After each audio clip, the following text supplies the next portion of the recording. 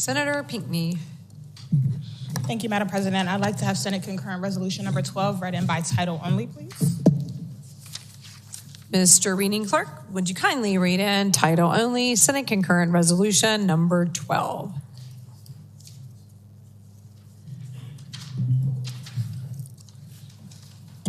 Senate Concurrent Resolution number 12, sponsored by Senators Pinkney, Representative Romer, Minor Brown, and others, declaring gun violence a public health crisis.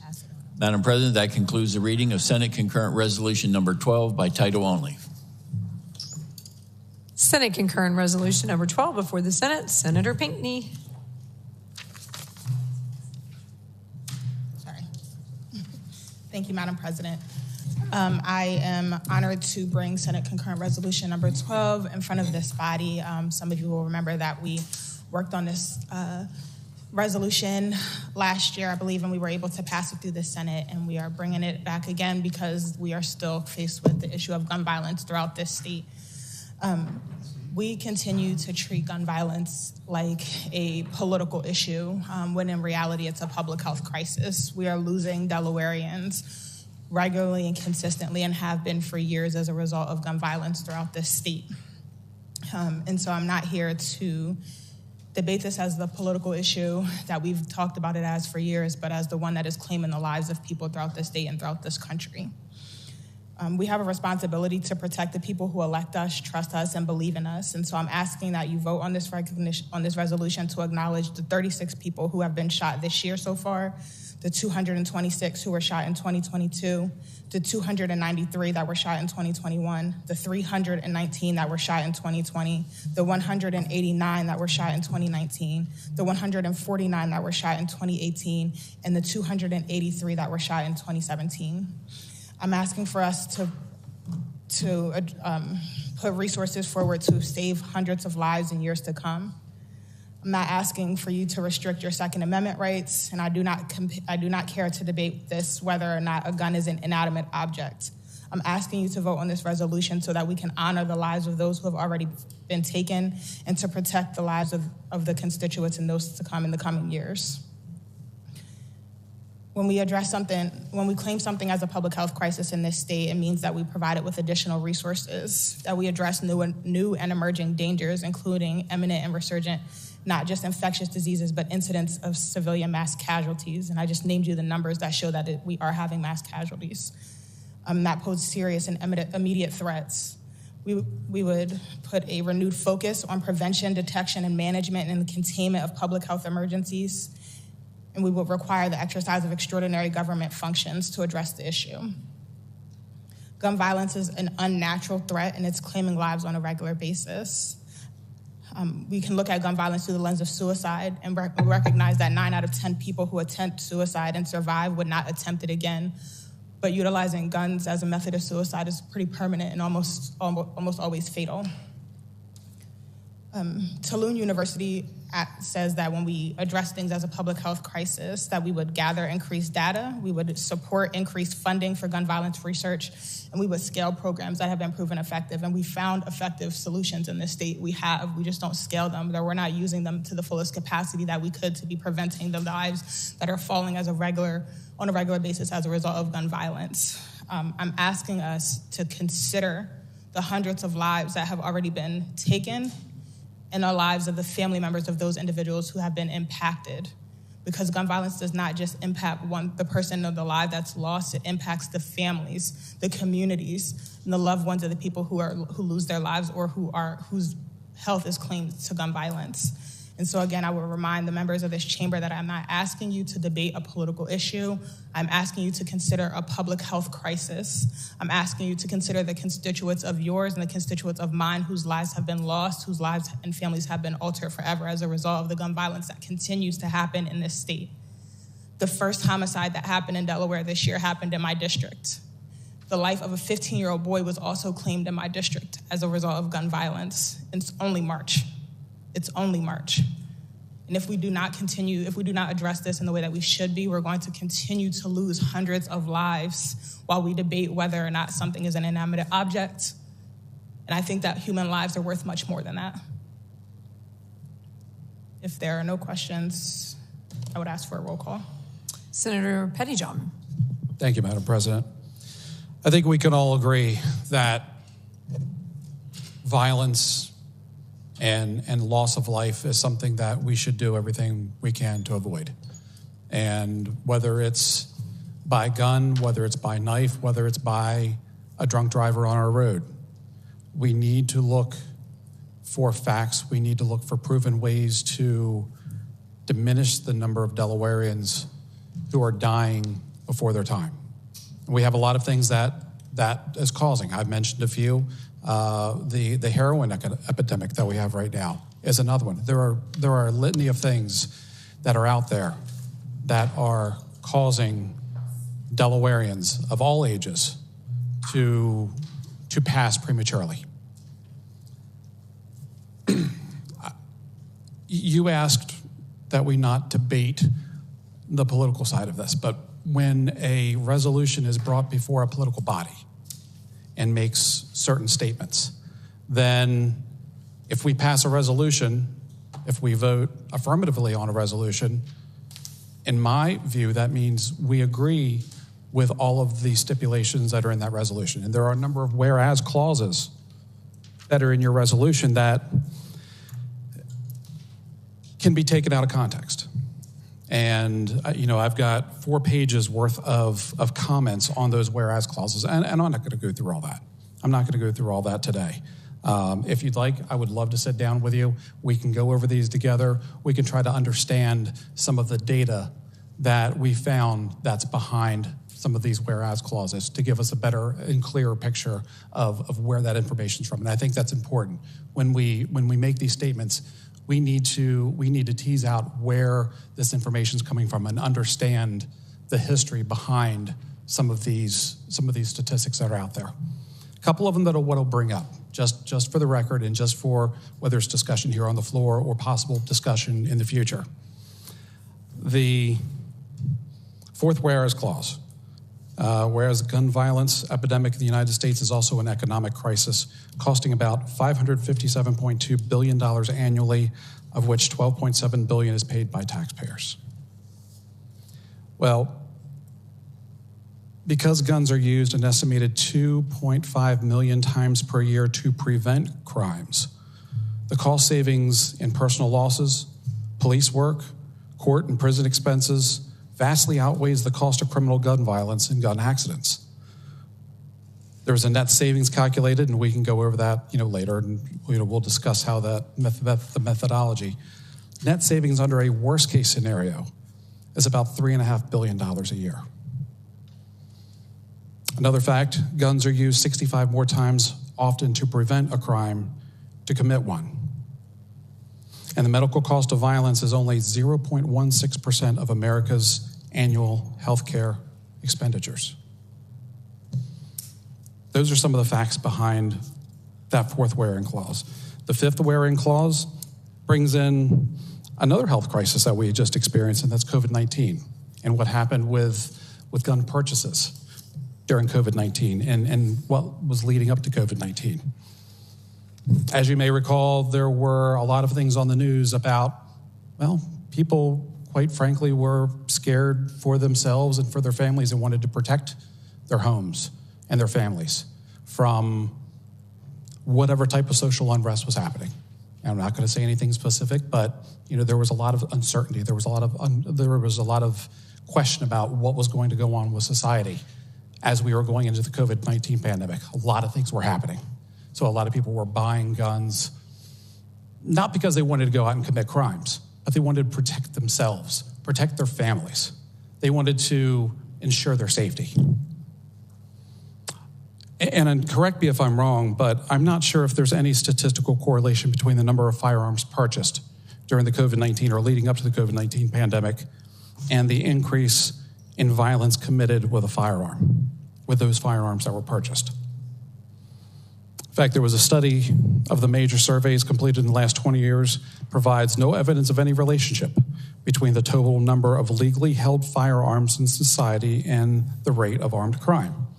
Not only is there not a relationship between the severity of controls imposed on various countries or the massive bureaucracy involved with many control systems, with the apparent ease of access to firearms by criminals and terrorists.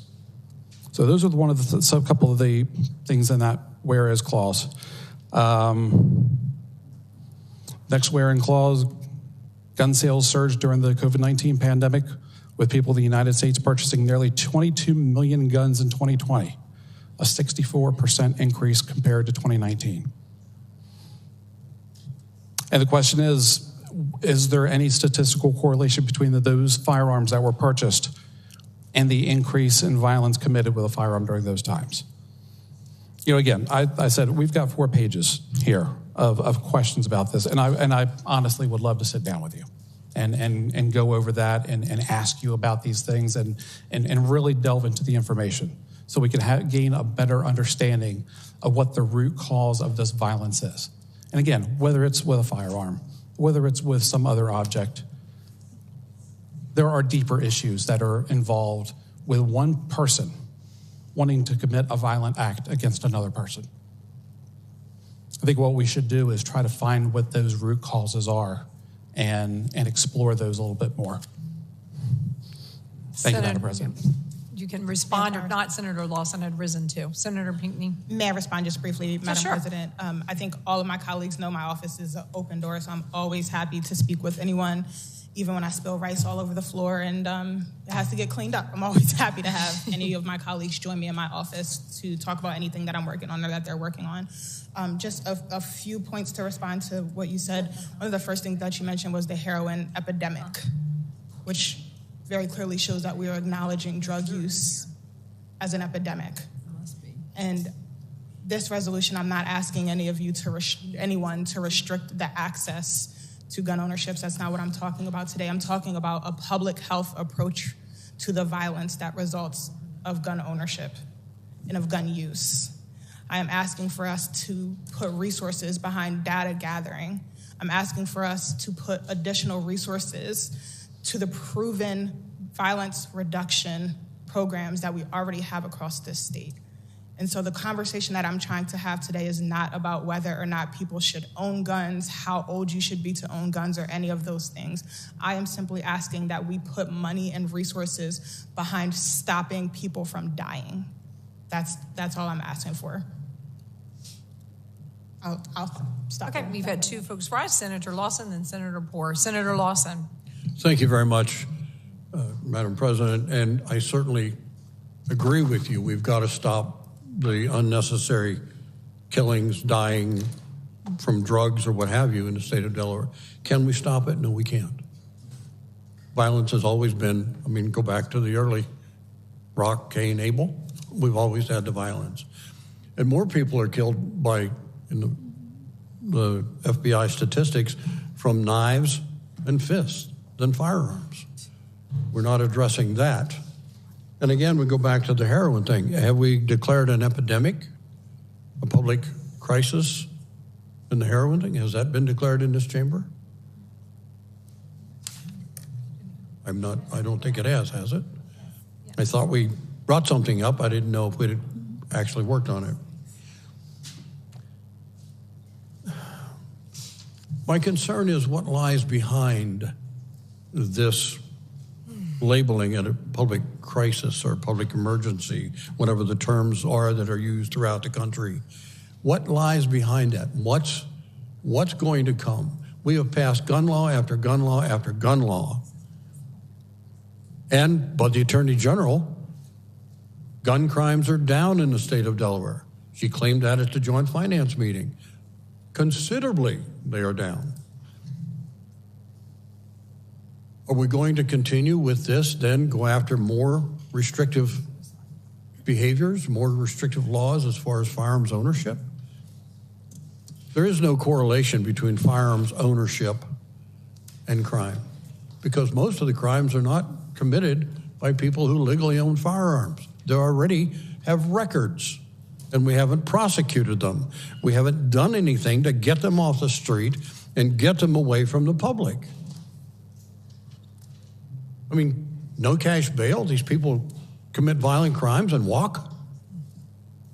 So all we're doing is committing more victims and not addressing the crime. Back in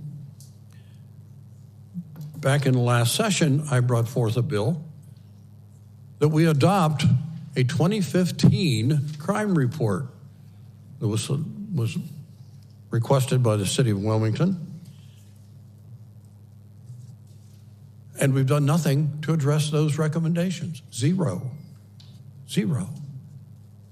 Are we looking to address those possibly with this passing of this resolution? Do you know what that says?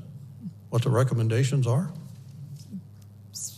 Senator Pinkney, I mean, we're not going to have a committee. We're not going to have a committee hearing today here. That was a rhetorical question. I know. Please, we're not having a committee hearing. We have Senator Poor's risen her hand, Senator Buxton, Senator Lockman, but we will have the Senator Lawson finish. But just so you know, we're focused on the resolution. I respect that the report has augmentary information, but it's inappropriate to expect a senator to respond to a document just placed in front of her. I understand. So, Senator Lawson, proceed. Thank you. I appreciate that. There are 3 recommendations in that report you have in front of you. Please take a moment to look at it because I'll guarantee most of us haven't looked at it. I have read it numerous times, and I think there's some real important data, things that we can go forward with and actually take the recommendations by the people who did the study. I think this resolution doesn't address the problem. It's going to put a label on something that will cause more rights to be taken or at least infringed upon. And we know the Constitution says that's a no-no. Thank you. Thank you. Senator Poor. Madam President. Go ahead, Senator Pinkney. I believe my colleague will recall that when he introduced that legislation, I very generously went to his office and asked to join him in making sure that it was passed. And so I think it's irresponsible to make claims as to whether or not members of the body have read the report that impacts lots of our constituents. I would remind my colleague of that. Thank you. Senator Poor, then Senator Buxton. Senator Poor. Thank you, Madam President. Senator Pinkney, thank you so much for the resolution. I think today what we're about to do is not just this resolution on public health crisis, but we're going to talk about the National Public Defense, which we just voted on, Equal Pay Day, which actually has statistics in that resolution, as well as analyzing the post-COVID learning environment. I think a resolution is just designed really to start the conversation about how we can be creative in making sure that we don't have high violence. I mean, one thing that I don't see in this resolution is the gun violence that's happening in the schools and the amount of students that are carrying guns into the schools. And so there's so many different levels. Again, it's a conversation. A resolution is not meant for a debate, let alone have a piece of law be put into place, but just the acknowledgement that we do have an increase in some of this behavior, and the best way to start the conversation is through a resolution. So with that said, I'd like to ask for my name to be put on the resolution. So noted. Senator Buxton, then Senator Lockman, then Senator McBride. Senator Buxton.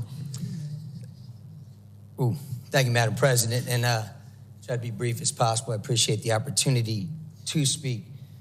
Who knew when I first came that resolutions would be the thing that we focus on the most? I had no idea that they would be this somewhat controversial at times. It is what it is.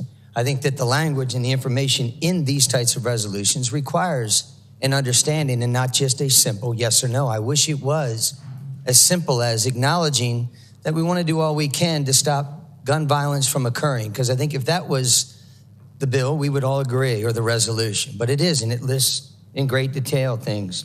I stand in acknowledgement and sympathy, empathy, and understanding of the folks, the individuals, the people, the constituents who have been harmed by gun violence. I'm not here in opposition because of that. I'm here because of the men and women from all walks of life that are in my district that don't share the same thoughts when it comes to the rights that they believe in as law-abiding citizens to have access to the guns of their choice within reason. And I'll end with this.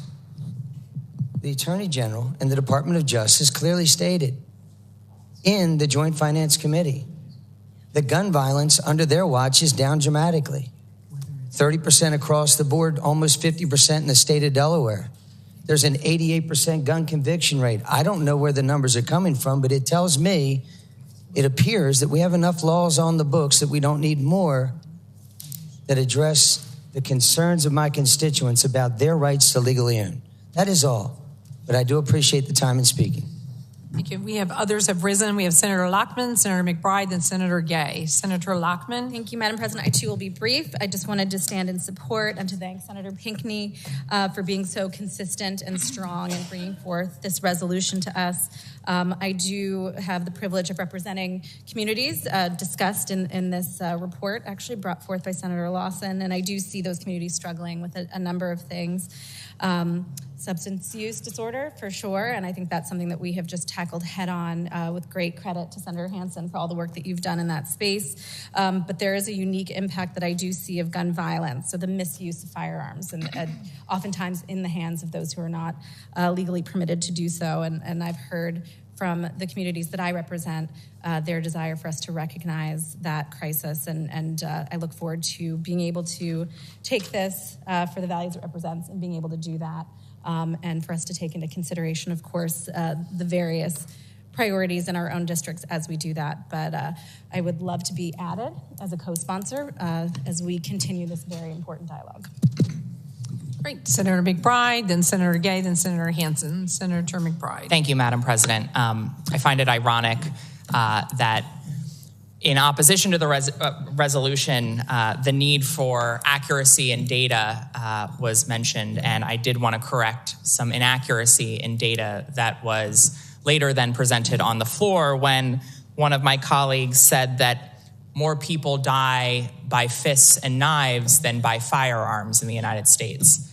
If you look at the FBI Crime Data Explorer, where I believe that statistic was quoted from, the reality is yes, more people die from fists and knives than not by firearms, but specifically by rifles. And I know whenever we're discussing gun violence in these debates, those who oppose our efforts to combat gun violence oftentimes point out any time that we are slightly inaccurate in the terminology we use around firearms. So I wanted to make it clear that yes, in 2020, 662 people were killed by what's called personal weapons, which include knives and fists. 445 were killed by rifles. 13,662 were killed by firearms. And then another 5,863 were killed by indeterminate firearms, which could include rifles. So in total, nearly 19,000 people were killed by firearms in the United States in 2020. 622 by personal weapons, i.e. fists and knives. I think it's important that we be accurate in our data. And because this resolution is so accurate in its data, I would like to be added as a co-sponsor. Senator Gay, then Senator Hansen. Senator Gay. Thank you, Madam President. I want to echo the sentiments of my colleagues. Also rise because I thought I was added, and I would ask to be added for the permission to sponsor. It appears to be a clerical error, which we know this building, we're doing a lot every day. So thanks to our staff for always doing the hard work for us. I just wanted to add quickly that I am not a new mom, but I am a new school-aged mom. I have a kindergartner. And every one of us, a couple weeks ago, felt the pain and the terror of people who were even just purporting to use firearms to hurt our children. We were terrorized, and I look forward to a day when I don't have to stop in the middle of the day trying to serve my constituents and ask myself whether I need to drive to a school to rescue my child, because I would run into that building, and I know so many people would. So I want to commend Senator Pinkney for talking about the community effects of gun violence. It is a culture of gun violence that has led to a state of society where parents are victimized over and over again. And it is worse for many parents who experience this every day in their communities. I do not, thank God, but I will fight for every parent to have peace of mind and every child to come home safe. And I will stand with my colleague as we do that work in resolution form, in bill form, and whatever form we need to. So thank you. Senator Hansen and then Senator Sturgeon. Senator Hansen. Thank you, Madam President. I rise in support of the resolution. I'd like to be added as a co-sponsor. I also want to thank Senator Poore and Senator Gay for pointing out the connection and the serious issues that we have now around guns in schools. I mean, we can't stand here as a body and continue to talk about how we need to fund the school safety and security fund even more every year to address these issues and look away when it's time that we actually call them gun violence. So I think that would be hypocritical, and that's not what I'm about. And I really want to thank Senator McBride for those wonderful stats. Wow, that was great. That came from out of nowhere. Did not expect that one. Thank you. I think that was what was wondered. Made things actually really very clear. So with the permission of the sponsor, I'd like to be added as a co-sponsor. So we have Senator Sturgeon and Senator Lawson. Senator Sturgeon. Thank you, Madam President. I had not intended to rise, but felt moved to rise. I'm already a co-sponsor, and I'm very grateful that this resolution was brought forward. So often the victims of gun violence are teenage boys, and those teenage boys, some of whom I've taught, some who have perished by gun violence, some who are involved as perpetrators. But the point is the proliferation of guns affects young people very much in Delaware, certainly. And as a former teacher who saw the effects to my students and the way, as has been mentioned, it reverberates throughout the community, and the way the victims of gun violence leave behind a hole in the family and in the community that can never be filled, and the trauma that then leads to, and the fear of going outside and playing, and then the fear that parents have of their teenage children going out and just being able to enjoy being a teenager and being out and about on the streets with their friends, hanging out. All of that is affected by the epidemic of gun violence that we have here in our state and in our country. It is absolutely a public health emergency, both physical and mental health. The mental health toll cannot be overstated. The trauma cannot be overstated of people who have been affected by gun violence, either directly or indirectly in their communities. And so, again, I just felt the need to share that after hearing some of the other comments today. Thank you. Senator Lawson and then Senator Huxtable. Senator Lawson. Thank you very much. I don't want anyone to think that I'm not supportive of doing something, what we must do to protect society from any type of violence. I absolutely support it. I, as a trooper, responded to many, many, many shootings. Had to do the death notice calls and walk up to the door and knock on the door and say, deliver that message. My heart breaks when I hear of someone being hurt, no matter how. No matter how. I'm concerned with this having ramifications, maybe unintended consequences that will go beyond what maybe your intentions are today. So that's my concern. As far as keeping our schools safe, I'm sure Senator Sokola remembers the $65 million bill that I proposed about 5 years ago that would have put $65 million into a fund that our schools could have put in metal detectors and various other things, and it got killed in committee. It never made it. The money was there, but it never made it out. So I am absolutely behind anything we can do to make it safer, but at the same time walk that fine line of not infringing. So I thank you very much, and I appreciate the time, ma'am. Thank you. Senator Huxtable. Thank you. I'm going to rise in support of this bill and for the fine work my colleague has done. I understand that this is a conversation starter that that it's not a crime bill, it's not a gun bill, it's not restricting any rights, but it's having that conversation on what do we do next to address the community's needs. And so I really applaud your effort for engaging in this conversation, wanting this body to move forward in having these hard and open conversations and open dialogue. So with that, I'd like to be added as a sponsor. Thank you. So noted. Senator Sokola. Thank you, Madam President. I was already listed as a co-sponsor. I rise in support of it and applaud my colleague who is bringing forth this. I want to remind everybody, 1993, landmark study, CDC, having a gun in the home is not as safe as not having a gun in the home. Very well done study, widely applauded for the scientific work done in it. And 3 years later, Congress started prohibiting the funding of gun study by the CDC. And for the next 2 decades or so, you got a lot of bad science about the relationship of firearms and violence and so many other related things. And only recently, we're starting to get some more funding for what should be funded. This is important stuff, and we should know facts about it. And we should know facts by the proper method, the proper scientific method of study.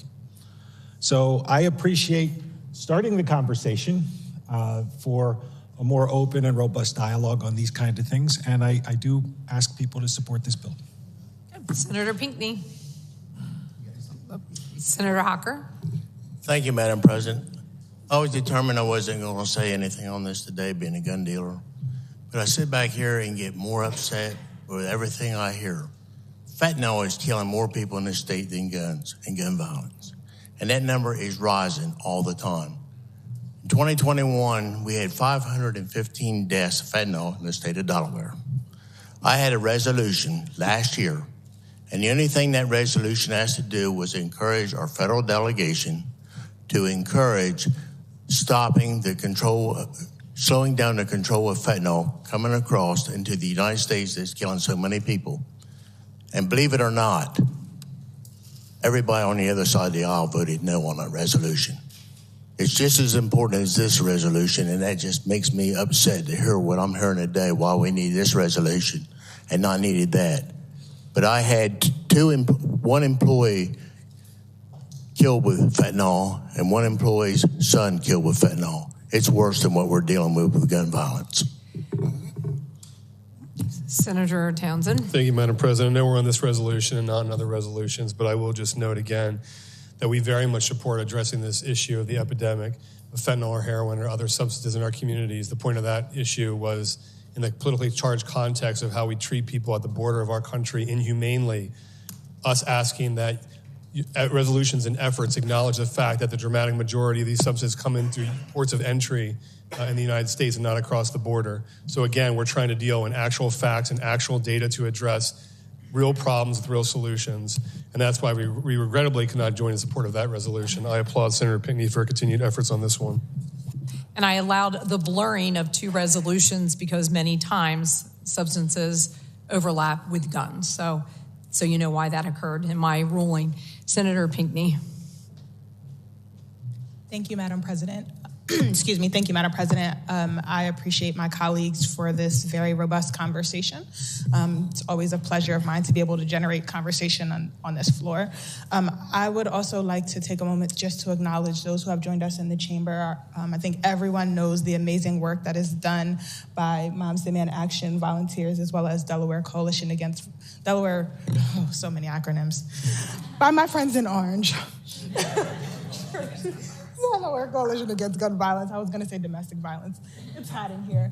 I have to applaud the work that they do because they are our boots on the ground soldiers, making sure that this issue never, ever falls out of the conversation, making sure that we have members of this body who will fight for such an important issue and for making sure that this conversation is always top of line for people. And so I just want to take a moment to acknowledge all of the amazing volunteers who have joined us today for the work that you do, for the commitment that you have to this issue, and for always, always showing up everyone knows when the red shirts show up, business is about to get taken care of, as well as the orange shirts as well. So I just appreciate those members for joining us today.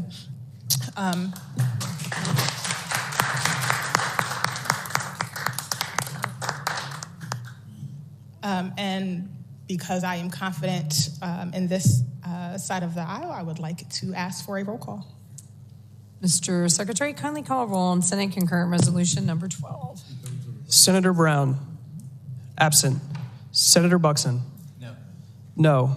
Senator Gay. Yes. Senator Hansen. Yes. Yes. Senator Hocker. No. Senator Hoffner. Yes. Yes. Senator Huxtable. Yes. Yes. Senator Lawson. No. No.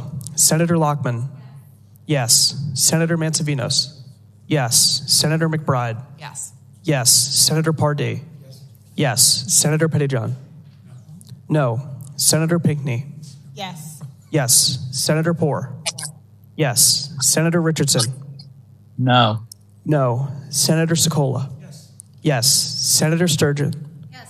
Yes. Senator Townsend. Yes. Yes. Senator Walsh. Yes. Yes. Senator Wilson. No. Madam President, the roll call on Senate Concurrent Resolution number 12, 14 yes, 6 no, and 1 absent. Having received the required and sufficient number of votes, Senate Concurrent Resolution number 14, declare passed the Senate. Senator Townsend.